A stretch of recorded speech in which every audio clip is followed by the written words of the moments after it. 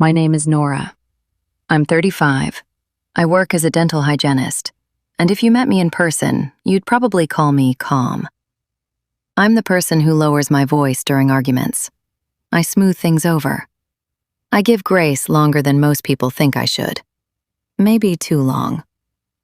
I have a son named Caleb. He's 10, thoughtful, sensitive, the kind of kid who says thank you to waiters without being reminded.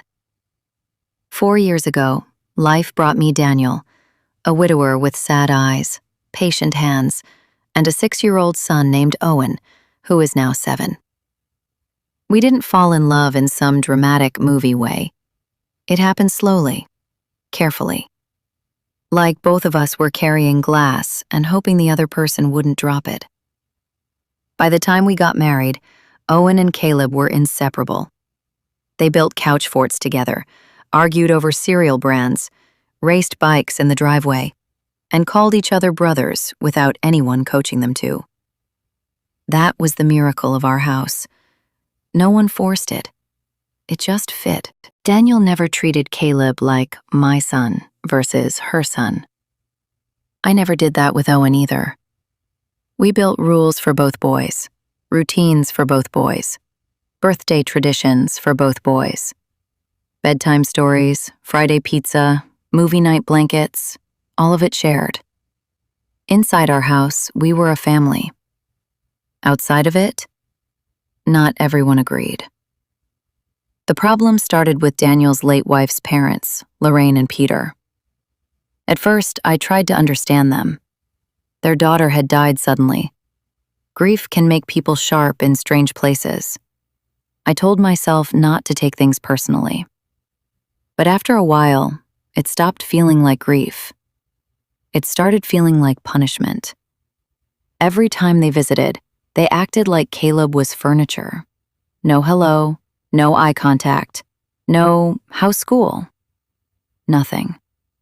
But for Owen, bags of candy, new toys, sweaters, books, little surprise gifts for no reason at all. The first couple of times, Caleb smiled anyway. He wasn't a jealous child. If Owen got something cool, Caleb's first instinct was to say, "Can I help open it?" And Owen, sweet Owen, always shared. Always. If his grandparents brought him cookies, he split them in half. If they gave him a toy, he'd call Caleb over before he even took it out of the box. That's when Lorraine's mouth would "Oh, honey," she'd say to Owen in that syrupy voice, "that was for you." Once, she actually took a pack of gummies out of Caleb's hand and pressed it back into Owen's chest. I still remember the silence that followed. Owen looked confused. Caleb looked embarrassed. I looked at Daniel, waiting for him to say something. He did. "Don't ever do that again," he said flatly. Lorraine blinked, almost offended. "I was just saying the gift was meant for my grandson." Daniel stepped forward. "They're both kids in this house." Her answer came fast. "One of them is actually family." I thought the room might split in half. Daniel told them to leave. They did, but not before Lorraine muttered something about replacement women and how nobody could expect a child to forget his real mother. That cut deep. Not because I wanted to replace anyone, but because I never had. In our home, Owen's mother existed in photographs, in stories, in the way Daniel still got quiet on the anniversary of her death. I respected that. I protected it, even. But apparently, my presence alone was enough to make me the villain in someone else's grief story. After that, Daniel wanted to draw a hard line. "If they can't treat both boys with basic kindness," he told me one night, "they don't come here, period." But I stopped him. I wish I could say I did it for noble reasons. Maybe part of me did. I kept thinking about loss. About an elderly couple who had buried their daughter. About a little boy who had already lost his mother. I told Daniel maybe they just needed time. Maybe if we kept being kind, they'd soften. He looked at me for a long time and said, "Nora, kindness only works on people who still have some." I laughed nervously then. I should have listened. The real damage didn't happen all at once. It came in small, ugly cuts. At Owen's 7th birthday, Daniel's relatives packed the yard. Balloons, cake, laughter, presents stacked so high they nearly covered the gift table. Lorraine and Peter showed up with the biggest box of all. Caleb helped carry it in. Lorraine didn't thank him. 3 weeks later, it was Caleb's birthday. Same yard, same tables. Same blue streamers still folded in the garage from the last party. And almost nobody came. Daniel's side sent last-minute excuses. A couple of people showed up late and empty-handed, staying just long enough to eat pizza and leave. Lorraine and Peter didn't come at all, which I expected. What I didn't expect was how clearly a child could see the difference. That night, after the cake was gone and the wrapping paper was cleaned up, Caleb asked me, "Did I do something to make people not want to come?"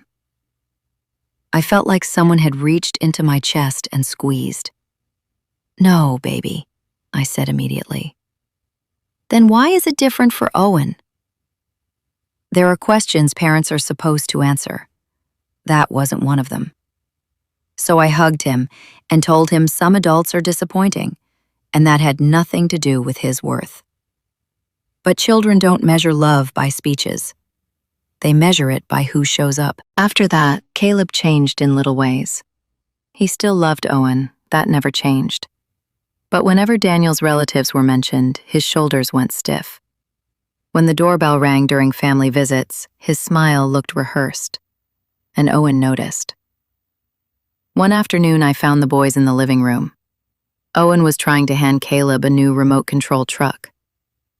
"My grandma said I could keep it," Owen whispered. "But I want us to share." Caleb shook his head. "It's okay. You keep your stuff." Owen frowned. "You always share with me." Caleb looked away and said the sentence that broke something in all of us. "Yeah, but I think it makes them mad when I exist." Daniel heard it from the hallway.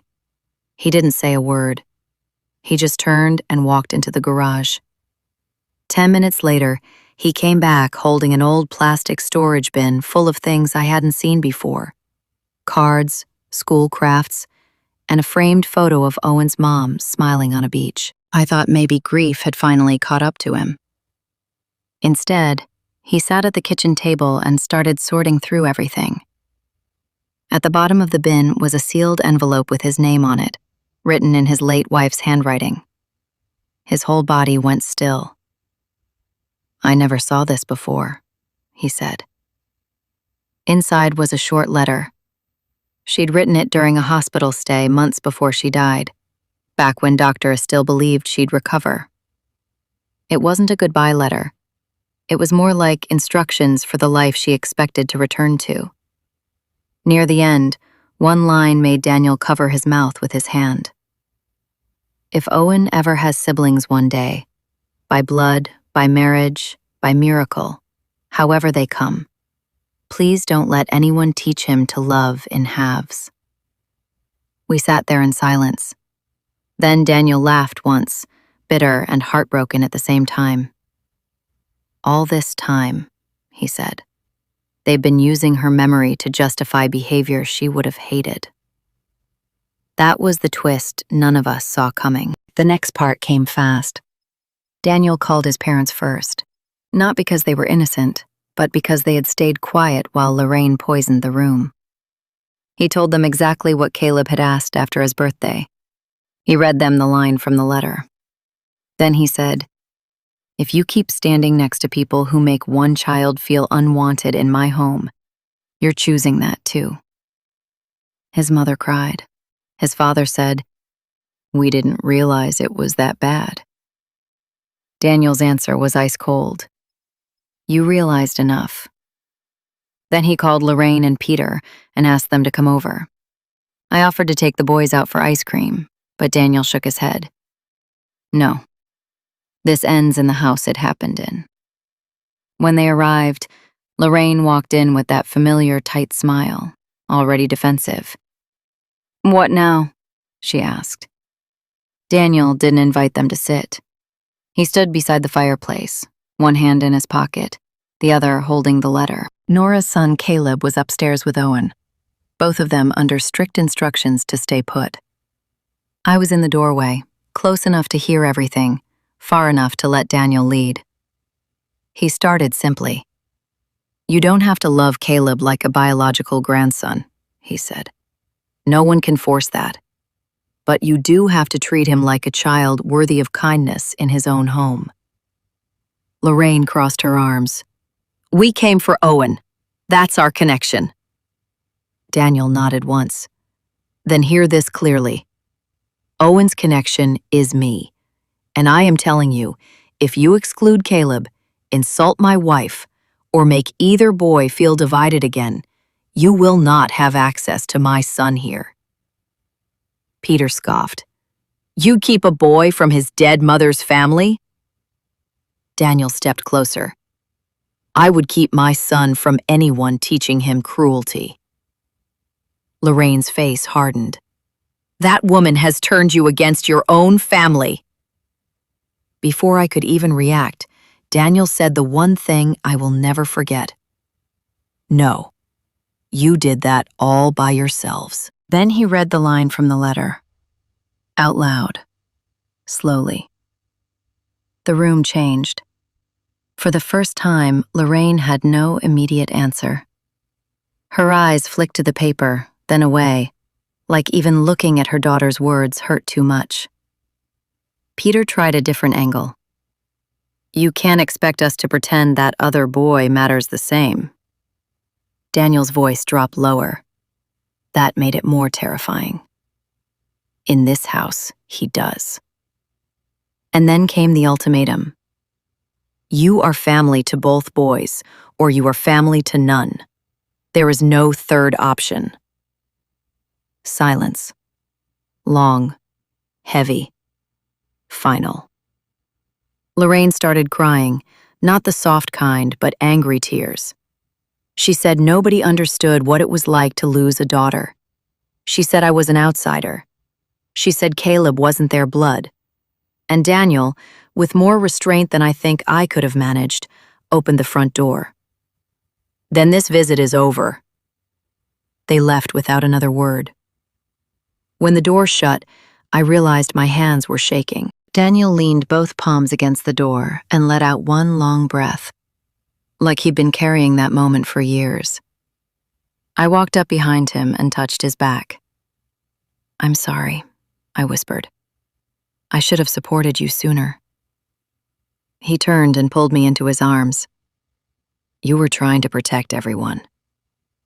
"No," I said, tears finally coming. "I was trying to protect adults from consequences.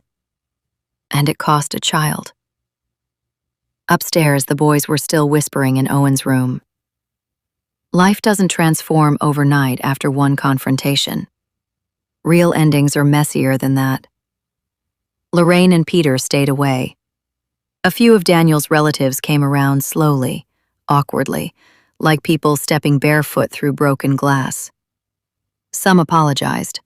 Some never did. We kept the ones who changed and let go of the ones who didn't. And when Caleb's birthday came around this year, something different happened. Not perfect, just Daniel invited only people who had proven they could show up with whole hearts. Our yard wasn't crowded, but it was warm, loud, real. Owen helped light the candles.